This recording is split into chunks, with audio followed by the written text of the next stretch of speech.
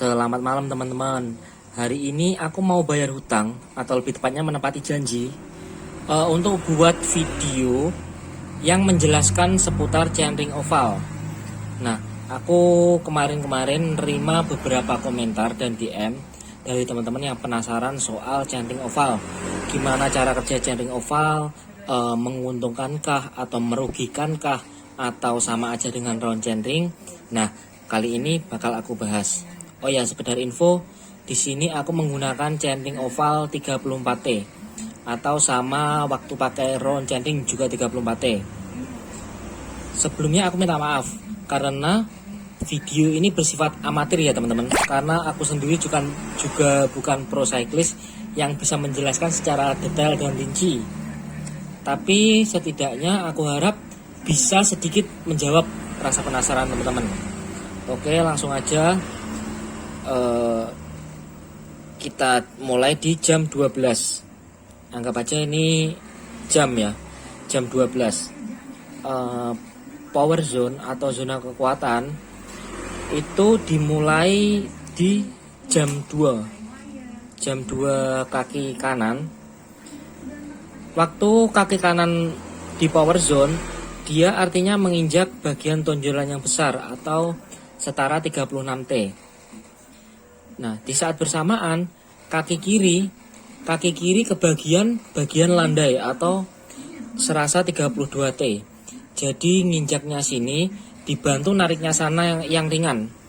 Jadi kaki kiri kita serasa narik 32T.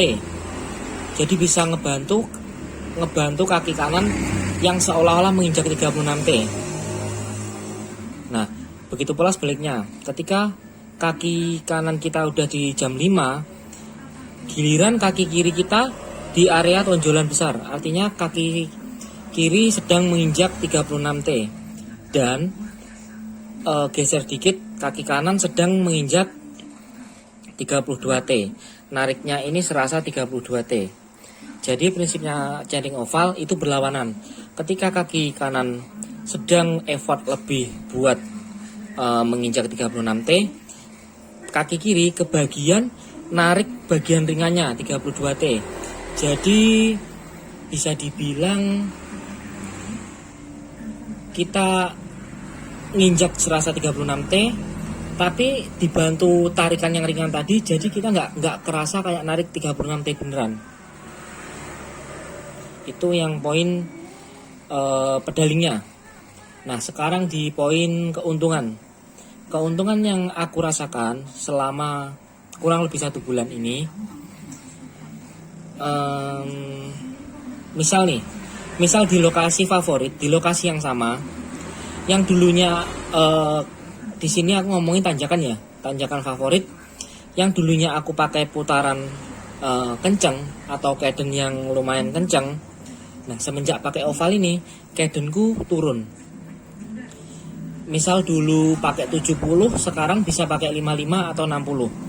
Jadi secara otomatis yang misal dulu aku cuma mampu di gear 18, sprocket 18, semenjak pakai oval aku bisa pakai di 16 atau 14 di lokasi yang sama dengan kecepatan yang sama.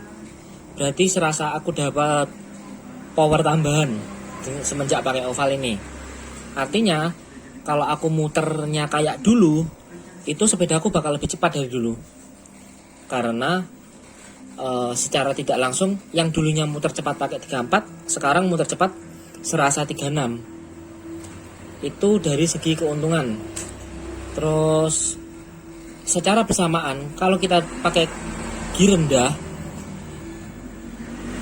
berarti kita hemat nafas dan heart rate lebih adem lah kalau putaran rendah. Heart rate lebih adem. Nah, untuk kekurangannya sendiri aku belum merasakan di mana kekurangan centering oval ini.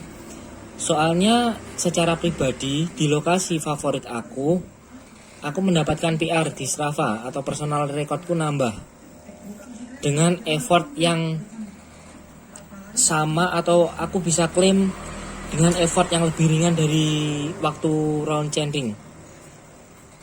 Itu. Terus kekurangan kedua atau kerugian lah ya, sering dibilang orang gearnya orang tua kok dipakai. Nah, beberapa orang menilai kalau oval chainring itu gearnya bapak-bapak atau gearnya orang tua, karena emang ya itu tadi, ringan dan sangat membantu tanjakan. Nggak satu dua, mungkin ada beberapa orang bilang gearnya orang tua kok dipakai, gearnya bapak-bapak kok dipakai, gearnya kakek-kakek kok dipakai. Nah, itu salah satu kekurangan sih, tapi menurut aku pribadi nggak ganggu sama sekali. Mungkin ada bicara teman juga sedikit bercanda. Terus itu dari segi kekurangan. Yang pertama, nggak nemu sama sekali kekurangan. Yang kedua, ya itu tadi, dapat pandangan sosial kayak seolah-olah kita itu lemah, seolah-olah kita itu butuh jalan pintas untuk kencang. Nah itu sih. Tapi sekali lagi itu bukan masalah besar. Nah, terus poin selanjutnya, apakah sama kayak round chainring? Menurut aku pribadi nggak sama. Waktu awal-awal berpindah di chainring oval, terus terang ada apa ya, pegal-pegal di beberapa bagian kaki. Mungkin karena belum terbiasa, biasanya pakai 34 dan ini harus perlu tenaga ekstra yang seolah-olah tadi 36T.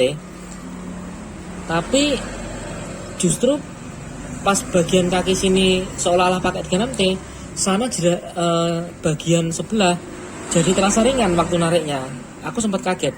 Awal pakai chainring oval, sepedaku itu kayak goyang-goyang ke kanan kiri, kanan kiri, kanan kiri, kayak gel-gel.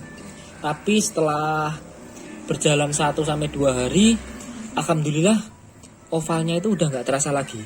Jadi kalau aku nggak nengok ke bawah, rasa-rasanya itu aku kayak pakai chainring round biasa. Itu sih. Kalau dibilang sama atau nggak pakai chainring oval sama round, aku bilang nggak sama. Lebih dikatakan benefit atau enggak? Menurut aku benefitnya itu tadi, aku jadi bisa pakai gear yang lebih berat di lokasi yang sama. Dan beratnya itu nggak berat banget ya, karena dibantu di sebelah sana yang kebagian landainya. Dan lagi heart rate lebih adem. Terus kayak heart rate adem, otomatis tenaga itu lebih awet sampai ke lokasi tujuan. Nah, itu sih seputar chainring oval. Dan sekali lagi aku mohon maaf soal penjelasan yang benar-benar ala kadarnya, karena sekali lagi saya bukan pro cyclist yang bisa menjelaskan secara detail dan rinci. Tapi aku harap video amatir ini udah bisa bantu teman-teman mengurangi rasa penasaran teman-teman.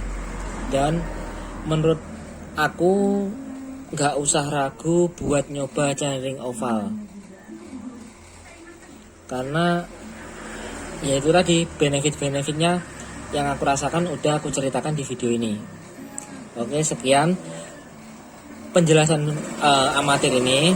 Jika teman-teman masih punya rasa penasaran, silahkan komen di bawah. Jadi sebisa mungkin bakal aku jawab.